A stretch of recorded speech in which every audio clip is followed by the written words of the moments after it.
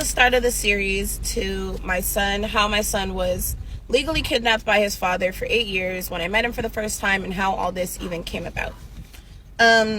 Yeah, so I got all the court paperwork here as well. I'm going to call him Tyrone. So I met Tyrone when I was 16 years old, and I got pregnant at 17 years old. He was 3 years older than me, so I was 16, he was 19. I ended up getting pregnant, of course, and I gave birth to our son 2 months, well, a month and some change before I actually turned 18. I was on probation, so I didn't get off probation until the day I turned 18, maybe like a day or two after I turned 18. Tyrone ended up having to go back to the Bay Area where he's from. I'm from San Diego. So he ended up having to go back to the Bay Area, leaving me and our newborn son here because he had got into some legal trouble. So he went back to the Bay Area, and the plan was for me to follow once I turned 18. So once I turned 18, my stepdad took me to the courthouse to see if they were going to let me off probation. I was going to go regardless because I was so far manipulated. I was gone, y'all.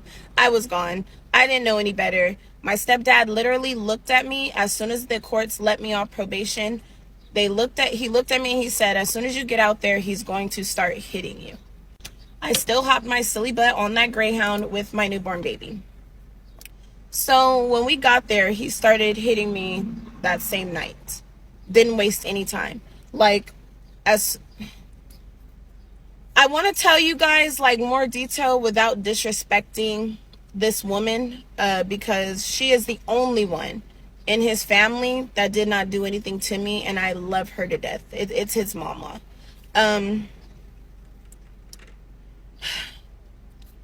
When I first got there with my newborn baby, there were literally roaches falling from the ceiling. There were roaches falling from the ceiling. He did not make me aware of any of that, because he knew I wouldn't have came. But anyways, things were already so far gone between me and my mom, it was no way for me to even turn back around and go back. So I'm here.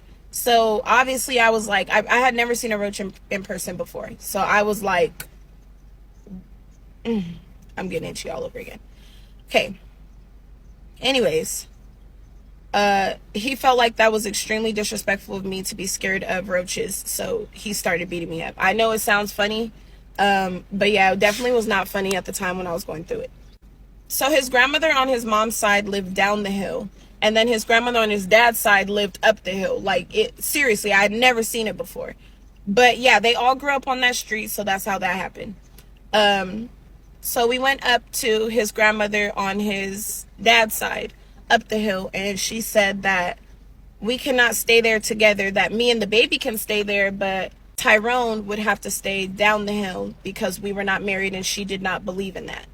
So he did not agree with that. He did not want me alone at his grandmother's house because I'm such a cheater and da-da-da-da-da-da. We end up sleeping in a car and then going to the welfare office in the morning to apply for those hotel vouchers. We end up doing that. The 14 days run out for the hotel voucher. So we end up back at the mama's house, and we end up living in a tent.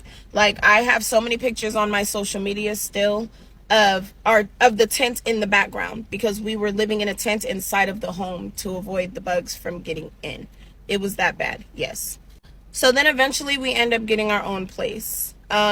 He's still like, he's cheating on me. He's putting his hands on me. I'm showing the proof to his auntie. We're going to call her Teresa. They're all T's, so I got to keep it all T's. We're going to call her Teresa. So Auntie Teresa. I'm showing her all the proof. She sits him down and she talks to him, and she tells him, like, you brought this girl all the way out here for you to be treating her like this and cheating on her. If you're not going to treat her right, send her home. Send her home. I remember that specific conversation that she had with him. He's like, I'm going to be treating her right, whatever. I walked into the house one day. He left his laptop up, and I saw more of him cheating on me. And I get beat up again. Mind you, I'm pregnant at this time. So one of our mutual friends come down, which is my old best friend's cousin, blood cousin. So he ends up coming down and witnessing what's happening to me. Mind you, his cousin, which is my best friend at the time, She was supposed to be coming down and spending time with me. So he goes back. He ends up leaving early. He was supposed to stay there because he just couldn't bear to see what was being done to me in that home. So he goes back and tells her, you don't want to go out there. You don't want to see her like that. She's blowing on my phone trying to figure out what he meant by that. I'm not telling him. Like, I'm not telling her anything because I was like overly embarrassed. I was too embarrassed. I was not the type of person that goes and like vents to people if I know I'm not leaving, you know? He ends up kneeing me in my stomach, which then sends me to the hospital to give birth to our son early. That is why my children are born in the same year, because he kneed me in my stomach. Him kneeing me in my stomach actually caused an infection.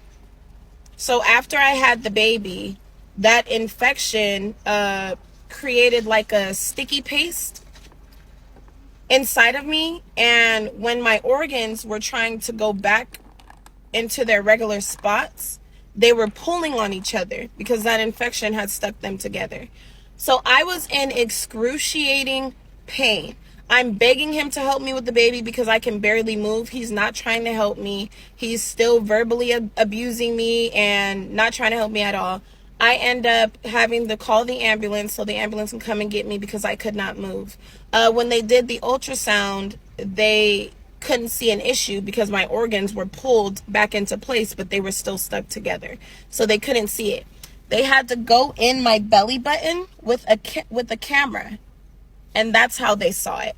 And then they fixed it, separated all my organs back to their regular place, and then I was discharged from the hospital like 2 to 3 days later, where he started beating me up again. So there was a church across the street. So I ended up begging him to take us to the church because I just felt like this is my way to get out. So when they called us to come to the altar, I was hoping that he did not come, and he didn't. So when I got to the altar, I whispered in their ear exactly what was going on. So we came up with a plan for me to get me and the boys out of there safely. So one of the members of the church had a nephew who was a police officer, because in California, if any domestic violence is going on, they instantly call CPS, and they're so used to like people going back to their abusers that they're starting to just take y'all kids. So she did not want that to happen to me.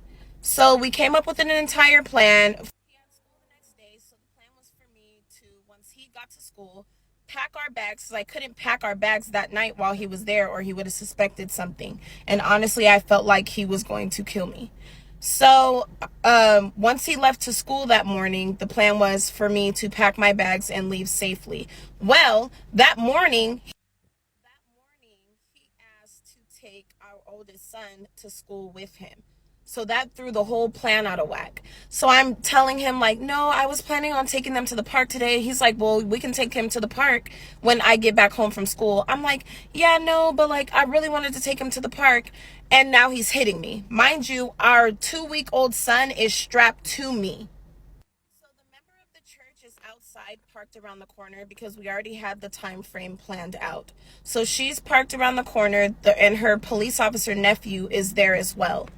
Well, when I don't come out, and neither does he at the time, the phone rings. So that was the plan for her to call. And if I don't answer the phone, they're supposed to barge in. So that's what ended up happening. So the phone rang. I tried to run to go and grab the phone, and he snatches it and unplugs it from the wall.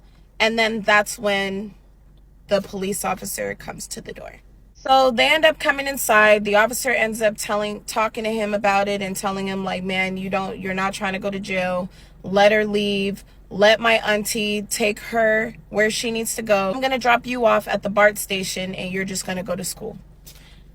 So that's what happened. His grandma and his auntie, they started blowing up my phone and, you stabbed my nephew and da-da-da-da-da-da. Not even concerned about the fact that he put his hands on me. I only stabbed him in the hand that he hit me with. But forget all the extra stuff. Their nephew is just so innocent, and I'm the problem, and da-da-da-da-da. You know how that go. Y'all know how that go. If you know, you know.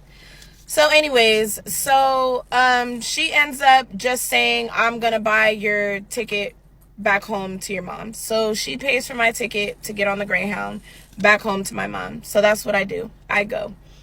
I guess one of them or somebody ended up calling CPS because CPS was at my mom's house not even 2 days later. You know, he's blowing up my phone still, asking to see his sons. And I just felt like no matter what he did to me, you can still see your sons. Like, I don't know. I was young and dumb, y'all. That's the best way that I could describe it.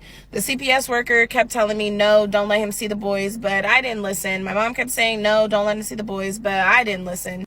Like I said, I have no idea what I'm doing. I'm a new mom. I have absolutely no guidance. I have 2 sons under the age of 1 in diapers. I have no idea what I'm doing. I don't have any help. It's just me. So his cousin, we're going to call her Ray. So his cousin Ray ends up moving to Phoenix, Arizona, where she invites me to come with her and her boyfriend and their kids. And she is offering to help babysit so I can get my first job and be able to provide for my children. Well, when I get there, I'm not going to put her business out there, but it was wild. Okay. That, to say the least, it was wild. I come home from work one day and my son has bruises on his back. They're fighting. They start fist fighting. Her sister jumps in and starts I have her on TikTok.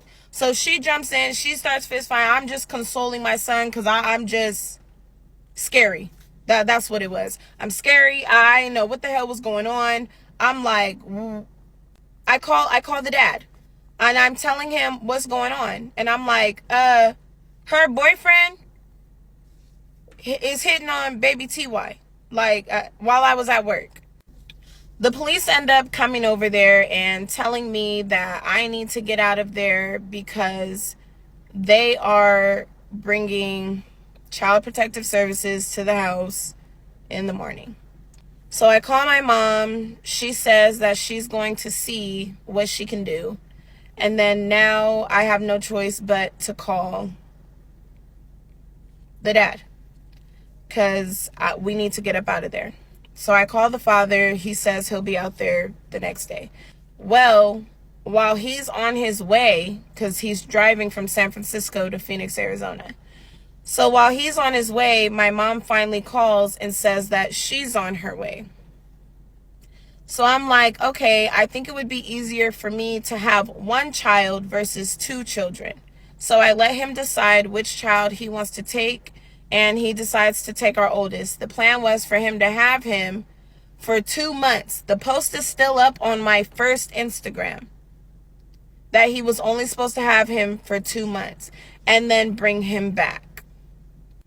He took my baby. We're staying in communication. We're talking every day on the phone. We're pretty much co-parenting. If I need anything for our youngest son, he sends it. He doesn't ask me for anything for our older son. But like I said, we're talking on the phone the entire 2 months. I get into a relationship, and the minute we go public on social media is when I'm now blocked and I'm not allowed to talk to my son anymore.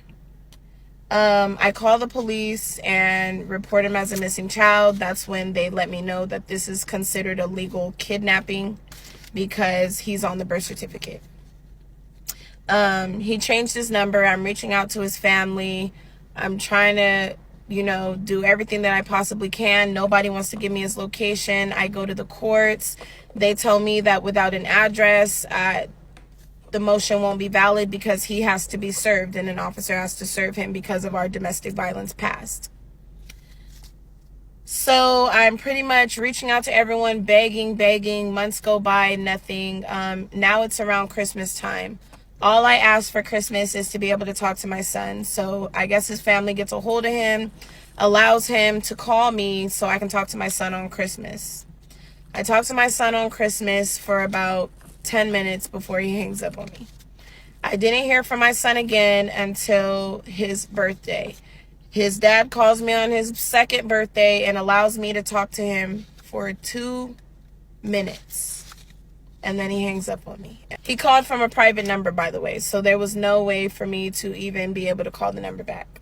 But he allowed me to talk to my son for 2 minutes on his 2nd birthday.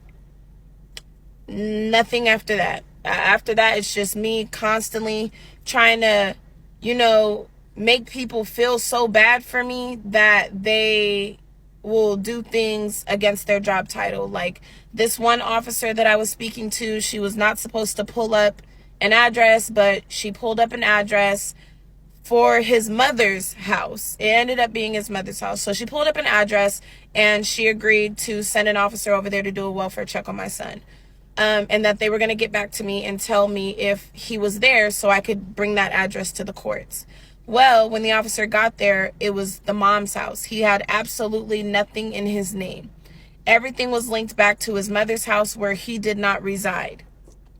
So it was literally, there was nothing that I could do. I had no address. His family was not trying to help me. No private investigator could find him. I hired 2 different ones. None of them could find him, but they were so nice. They gave me my money back because they just felt bad for me. And since they couldn't do anything for me, they gave me my money back. We have 2 sons together. We have 2. He took 1. So my son that I have is getting older. He's starting to have behavioral issues.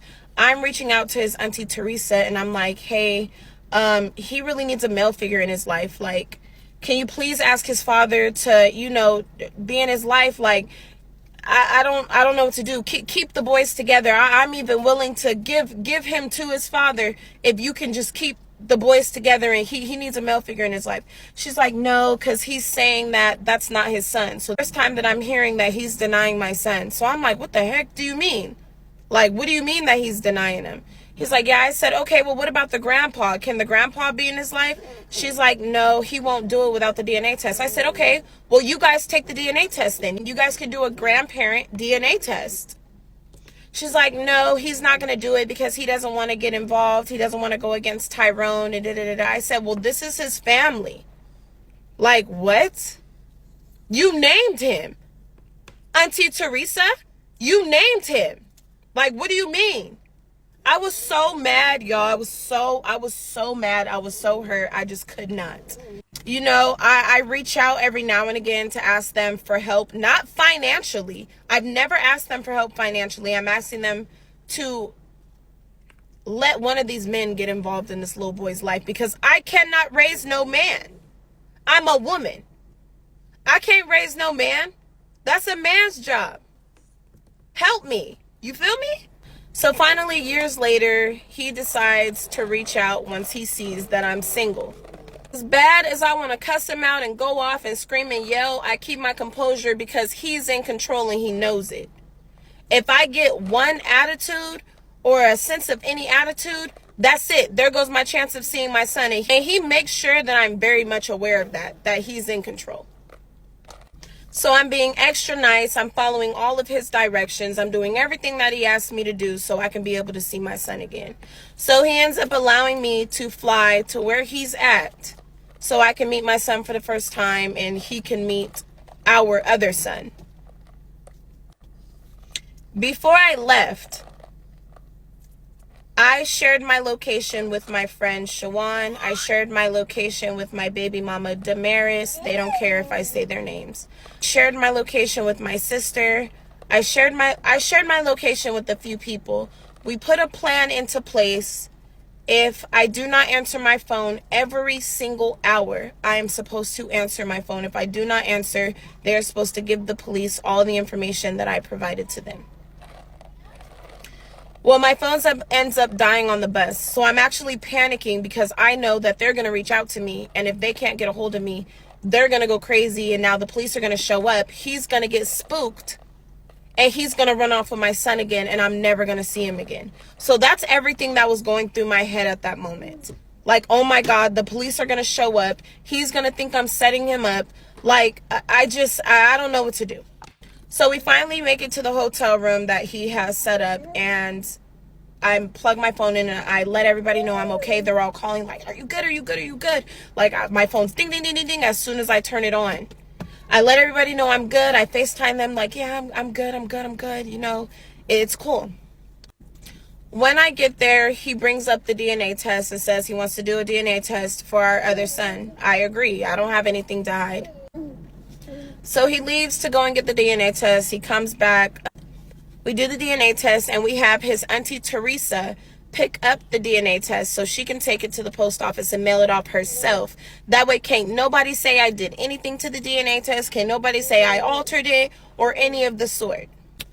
While I'm there in the hotel room, like, he ends up trying to like cuddle and lay down, and I am scared. Like, I'm trying so hard not to throw up because I'm so disgusted.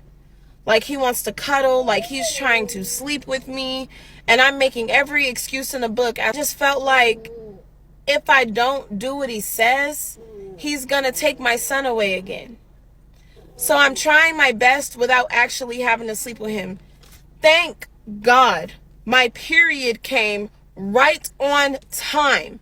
My period literally came right on time. My period is never late and it's never early. My period came an entire week early, and I knew that was God. So my period comes, and that's now my excuse to not sleep with him, but I'm still allowing him to cuddle with me. Like, ugh. So I leave and go back home, and he texts me this the next day. My son was so sad. He was crying. He did not want me to get on that plane without him, and I felt like, damn, I'm leaving him again. That's how I felt. Well, the next day, he decides to text me this. He sends me like a freaking 4-page letter. I'm playing into it until he trusts me enough to where I can get an actual address and be able to serve him.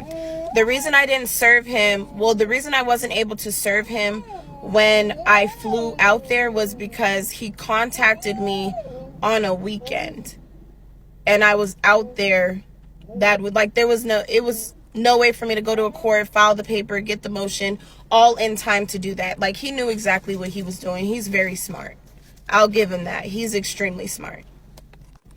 Anyways, weeks later, the DNA test ends up coming back. Of course, the auntie had the login, so she contacts me too. And she's like, yep, turns out he is ours, like you've been saying. Oh, she's like, Jasmine, don't start making your post and going all crazy like, ha, I told you, because you know how you are. Like, first of all, and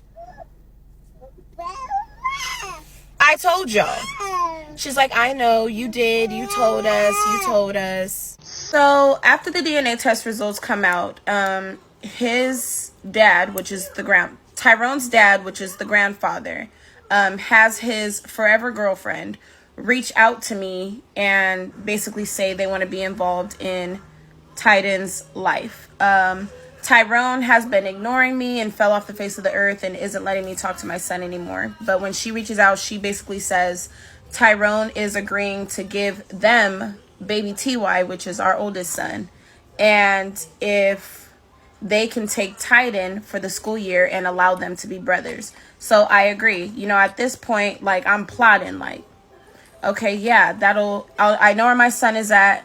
You know, we could do this. You know, I end up lying to them and telling them that I have full custody of Titan just in case they try to do anything sneaky, like, y'all finna go to jail.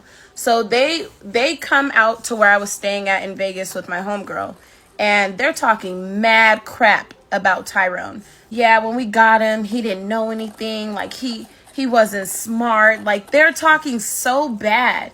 Like, yeah, he was a terrible father and da-da-da-da-da. So I'm like side-eyeing them, but I'm still like, okay, whatever. And they're like, yeah, so we'll be out here in the next week or two to pick up Titan, and we'll take him out there and they can be brothers, and then you can communicate with us and speak to your son. I'm like, okay, so I agree to it. They give me their address. I'm like, okay. So they come, they pick him up. I send an email basically giving her temporary custody, so that way, you know, she can sign him up for school, etc., because I'm not going to that state with them. So my youngest son gets there first, Titan. He gets there first, and then baby TY comes after. Well, when baby TY gets there, they end up calling me saying that he sent my son there with nothing. Like, the clothes are like ripped up, baggy, like he can't fit them, shoes are bad. So I go on almost $1,000 shopping spree, send my son all brand new Nikes, the both of them. I never got one thing without the other. A whole new wardrobe of clothes, motorcycles. Like, I went all out, y'all. I missed 8 years of my son's life. I went all out. new game system, hoverboards. Like, I'm not trying to say I'm trying to buy his love, but he's 8 now, you know? Like, he's 8. Let me do everything for him. So he's out there and I'm able to talk to them, but I'm noticing that every single time I'm talking to my sons, the grandparents are standing right behind them. Like, there was never a moment where they were able to talk to me by themselves. So the school year is ending and now I'm about to drive down there to get what I thought I was getting, the boys. I've been reaching out to Tyrone online, asking him like, hey, what if I let you get both the boys first and then I get both the boys next, just so you can trust that I'm not on anything funny, because I'm really trying here. Like, I will let you get them first and then we can swap. Or you get them for the school year and I get them for summer. He keeps saying, I'll think about it. This is months before actual summer gets there. So summer's here and now it's time for me to pick them up. I'm like, Tyrone is not answering me at all. So I'm reaching out to the grandparents like, hey, like, can I get them? Like, they wouldn't even allow me to come down there for my youngest son's birthday. He wanted to go to Legoland. They were like, well, if you come down here, of course you can take Tyden, but you can't take baby TY to Legoland for his birthday. I said, well, can you guys come? Because my son really wants to go to Legoland. They're like, no, we can't go. I'm like, wow. It's like, it was just a mess. So anyway, summer's there. So I drive down there with my fiance at the time. So we get there and they're like, we're trying to get a hold of him. He's not answering, so it doesn't look like you can take Tyler. Well, baby TY. They're like, it doesn't look like you can take baby TY. His real name is Tyler the Third. I just gave you guys some information without giving you information. My son's name is Tyler the Third, the one Tyrone kidnapped, legally kidnapped. So So they're playing. So right at this point, I'm looking at my fiance at the time and I'm just like, there's no way I'm going to be able to walk up to that front door and take my youngest son back in front of the other one. I'm not doing that. It's no way I'm doing that. So I went to the CPS office first to see what they can do. It wasn't anything that they could do. I went to the police station. It ended up being in the wrong district or whatever. So then I had to go to the correct one. And they pretty much tell me a plan like, we can help you, but this is what you have to do. So I'm like, okay. So they pretty much told me that I have to go to the house. I have to make sure that Tyrone is not there. I have to have proof of the birth certificate that I am the mother, and they have to be able to identify me as the mother, and I have to have room in my car for them. I said, okay. So we pull up to the house, and I call the police and tell the police that I'm here. The police pull up. They go into the house and they retrieve both the boys and they bring them out to me, and they're yelling, his family, they're yelling. They're like, no, no, no, no, you're not taking them. No, no. The police asked my son, my oldest one, baby TY, like, do you want to go with your mom? And he's like, yes, I want to go with my mom. So the police give me my baby. The police give me my baby. And I just was like,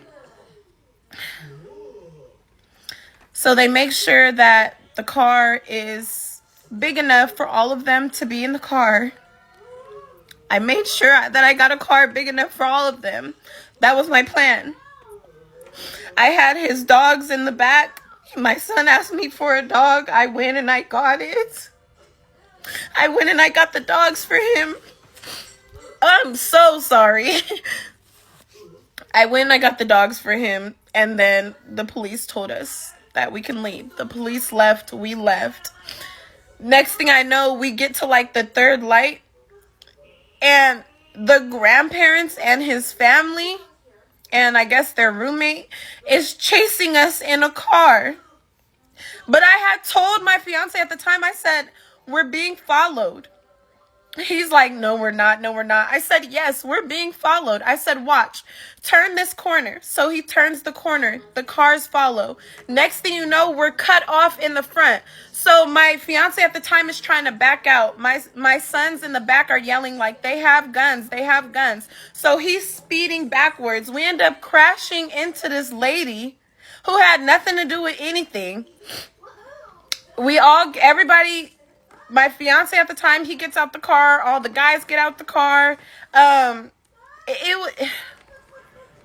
had to go calm down, y'all.